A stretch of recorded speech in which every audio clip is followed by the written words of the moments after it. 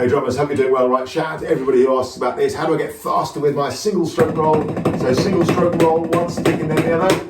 I don't do rudiments. People say, oh, I don't do any rudiments. I just sit down and play. Well, you do, mate, because right, left, right, left, right, left, right, left. It's the original and classic rudiment. I would say certainly the drum rudiment that features the most in songs, in pretty much all the rock songs that you like, all the pop songs that you love. At some point during pretty much any song under the sun, you'll be playing some kind of sequence of right, left, right, left, right, left, right, left. So I'm a huge fan of drum rudiments, I love them, but if nothing else, this is the one, this is the daddy, this is the original and best. Right, left, right, left, right, left, right, left. When we start in our first lesson, it's probably the thing, certainly if you have lessons with me, it's the thing we do right at the start. Get hold of your sticks, throw them down. I say something cheesy like the tip of the stick is like a basketball bouncing back. We just cultivate a lovely feeling of throwing the stick down, having it rebound back up. As we start to get a little bit of flow going, we might think about, and you don't always want this in music, but I would say it's a pretty good thing place to start, and it certainly gives you a bit of musical flow, putting a little accent in there. So key point, start thinking about a note value, like sixteenths, 1 E and a 2 E and a 3 E and a 4 E and a. Can you see what I'm doing there? I'm right-handed, right? So my right hand's going first, and on the beat, I'm whipping the stick through. Imaginary bit of string, pulls your wrist up, and then from your elbow, you whip like you've got a bit of goo on the end of your drumstick, you're trying to get rid of it, whip on the beat to give you that accent, that forward momentum, that sense of pulse, of drive. 1 E and a 2 E and a 3 E and a 4 E and a. So I think that's probably my first big tip. I think a lot of the time people just, when beginners, they just think right, left, right, left, right, left, right, left. But for me anyway, having a note value in mind, having a pulse, some sort of musical idea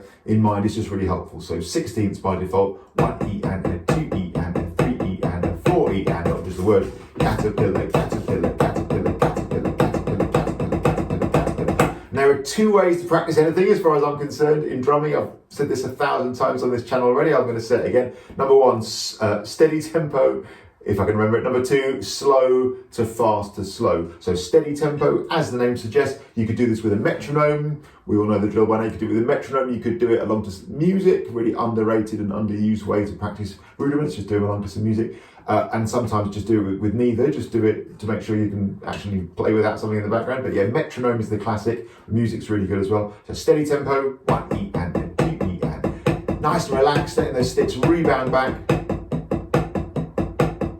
That's the first method, and alternate that with slow to slow, where fast is what we call your improvement zone. So fast is not like ridiculously fast or faster than you can currently go, obviously. It's fast as in, this is the point where you currently stand today. You can still do it, but it's like a little bit of a challenge, and you're in that beautiful improvement zone. So say that you're here, nice and slow, 2 E and a 3 E and a 4 E and say that you pick it up a bit. I'm going to speed this process up a little bit. Say that you got to, I don't know, you got to here, and like you're still doing it, but say that if when you started really slow, you were like a 1 or 2 out of 10 tenths, with 10 being super tenths and 0 being like drop sticks loose. Maybe here you're like a 5 or a 6. I think about a 5 or a 6 is your classic sort of improvement zone, right? So again, you're doing it, but like you're aware that you're working, your shoulders just wanting to go up a little bit. You're just on the edge of tensing up. What a lot of drum students do, including the young version of me, is we just get the wrong idea. When we try and go fast, we do that tensing up thing. It comes from a laudable place. Like we tense up and we're trying super hard. We really want it to go fast. But as soon as we tense up, it's over, isn't it? I'd say, if anything, you go the other way. So as you start to pick up speed, you actually have to, I find, you have to consciously decide to loosen, to stay loose as you get quicker. And what your improvement zone is that beautiful moment where you just, the tension's about to go up, you're sort of just under that. And the principle is, of course, the tempo at which you'll be in that lovely improvement zone will necessarily increase over time as you repeat. Did I say that bit enough times on this channel yet? It will take you, it took me anyway, a long time. I'm 30 something years into playing the drums. I've just scratched the surface. I'm very much just getting into it. It's a work in progress. I'll spend the next 30 whatever years keeping trying and building it again. It's a lifelong pursuit. That's the thing worth saying over and over again. So say again, you started slow, whatever slow looks like for you. So to pick up speed. Say that you got to a certain speed, right? Say that you got to about here, and you felt like, all right, I'm still doing it, like it's still recognisable as a single stroke roll, it's just about acceptable. Musically, it might be a little bit not perfect, but it's okay, I'm doing it. I would say hold it there, 5 or 6 out of 10 tension, hold it there for 30 seconds, maybe a minute if you can. Then you're going to go back down again, you're going to bring it back down the way it came, back to slow again. 1 E and 2 E and 3 E and 4 E and 1 E and 2 E and 3 E and 4 E and 1 E and 2 E and. Because when you go slow, what you're building is control. The oldest drum cliche in the world is if it doesn't sound good slow, it's not going to sound good fast, mate. It just isn't. Like, you've got to get that control first of all. If you can play something really nicely, a nice slow tempo, you've got a chance. Then then the game is you work it up. So to repeat, 1 time steady tempo, 1 time slow to fast to slow. Brilliant way to do it. Some other really important things are getting your fingers to work. This is huge. So I'm a huge fan of thinking of the fingers as a way of propelling the stick. I wouldn't say that when you're doing a single stroke roll, you would do it entirely with your fingers, far from it, although it is perfectly possible. There are several good examples, not least online, of incredible drummers doing world-class, amazing things, pretty much playing entirely with their fingers. I think of the fingers as something that will help out a lot. So doing this lovely bit of drill, this idea of getting the fingers to help out. Throw the stick down. This is something you can do one hand at a time at first to develop it. Throw the stick down, let it bounce up. Your stick is hinging here, right? Top crease in your finger, fleshy part of your thumb, that's the hinge, that's the fulcrum. Throw it down from your wrist, get it to bounce, and then your fingers helping out, right? If you can propel a stick along like this, that's a really good chance. I'm going to do it with my left. People say, oh, my left stick's much weaker. My left stick's much weaker, mate. 32 years in, is it? 31, 32 years in. Yeah, same, man. I'm left stick's even more of a work in progress. So a bit of that drill is dynamite. Also classic things like turning the stick around, playing on the underside of your arm. This is another thing. I think the thing with one of the points I want to make actually is people think, it's so easy to fall into this way of thinking like everything on the drums is one thing, like single stroke roll is one thing, double stroke roll is one thing. Like all these things are connected. So all these great exercises will help your single stroke roll. And not only that, all the other things you do on the drums will help your single stroke roll. The other rudiments, working on your doubles, your paradiddles, all the rest of it, whatever rudiments you're working on, up to all 40 and beyond that as well, all those will help your single stroke roll. Like, it's such an important point. All these things just connected in a way that's really hard to describe, and I personally think to appreciate unless you've been really playing the drums quite a long time. So here's another little fun one. Take your stick out of your grip, turn it around, another age-old classic. Here you're going to use those fingers to play on the underside of your arm here. You're developing that ability for your fingers to help the stick out. Do a bit of right stick, bit of left stick, bit of both sticks together, play a single stroke roll, play a double stroke roll if you like. So you're developing this lovely movement, your ability for your fingers to help the stick out and propel it along. That's a really big part. Another big part of it is making sure you've got a really nice grip.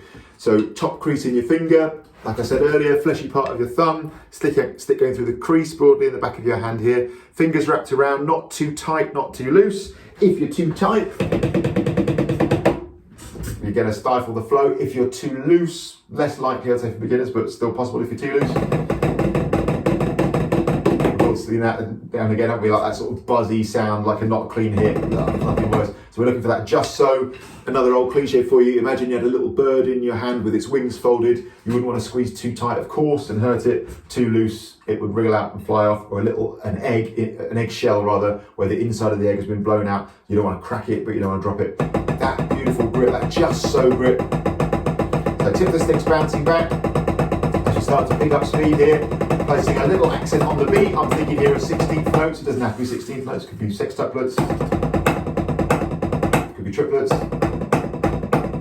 It's a bit more complicated because your accent's going to be on one stick than the other. I would suggest 16ths at first, as I said earlier, 1 E and then 2 E and. As you start to pick up speed, we're thinking of maintaining that beautiful grip pressure. We're thinking of the fingers helping out at the back. We're thinking of being nice and relaxed. All these things to come together. We're looking for our beautiful improvement zone. So that it was here. We're going to hold it here a little while. Try and stay loose. Let the stick bounce back. Make sure it's all bouncing, rebounding. We're going to slow it down. Obviously, this is on a practice pad. In fact, I'm playing on a not plugged in or not turned on Roland Octopad here. You do not need to buy one of these. There is nothing specific about this. I've just exactly practice on this. I've just exactly practice on this, on an acoustic drum kit, on a tabletop, on my shoe, on a pillow, on a cushion, like play, in fact, play on different surfaces. Doesn't really matter what sticks you're using. I'd say I use people always ask me these things, so here we go. A Vic Firth Extreme 5A. I'd happily use a 5A, a 7A, a 9A. A great drummer, right, is going to sit down at a dodgy drum kit with a half pack of pair of drumsticks and still sound brilliant.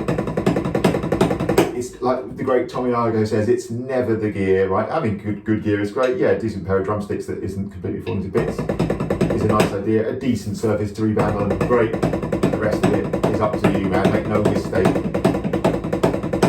So there we go. All these things work up over time and come together to give you your brilliant single stroke roll. You've got to be consistent, you've got to be deliberate, you've got to want it, you've got to earn it. This is the bit where people come unstuck. They think that like 2 weeks of watching YouTube videos, getting the right grip is going to do it. No, that's not the end. That's the end of the beginning. You've got to do the work. It took me years. Still, again, I can only repeat. I'm 32 years into playing the drums. I'm only just getting warmed up with this thing, and I'm going to be spending the next 32 years, if I'm lucky enough to have it, the rest of my life, building this thing, crafting this thing. This thing doesn't owe you anything. You owe it. It's about what you can bring to it. It really, really is. So nice grip on the stick, not too tight, not this, not too loose, not this, somewhere between.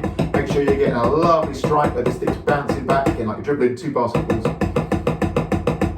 This isn't for all seasons, but I recommend playing a little accent on the beat in the first case as a 16th note thing. E and a 2 E and a 3 E and a 4 E and a. I recommend practicing it at steady tempo as well as slow to fast to slow on a pad, and also moving around the kit. I didn't even talk about moving around the kit yet. Of course, as you start developing some flow with it, move it around your drum kit, of course. Steady tempo as well as slow to fast. Here we are, where fast is our current improvement zone. Hold it at that zone. If you have to stop or the form breaks down, you've gone too fast, hold it there with that sort of 5, 6 out of 10 tension. 30 seconds, a minute or so, bring it back down again. The slowing down is really important because you're developing control over what you're doing, which is absolute dynamite in music. Practice at different dynamics. Here's the thing I could have said earlier as well. You can practice it really slowly, where you need a small movement. Typically with the fingers really helping out. I always think when you're playing at a lower dynamic, the fingers help out more and more. Moderate volume, high volume. Practice going from quiet to loud.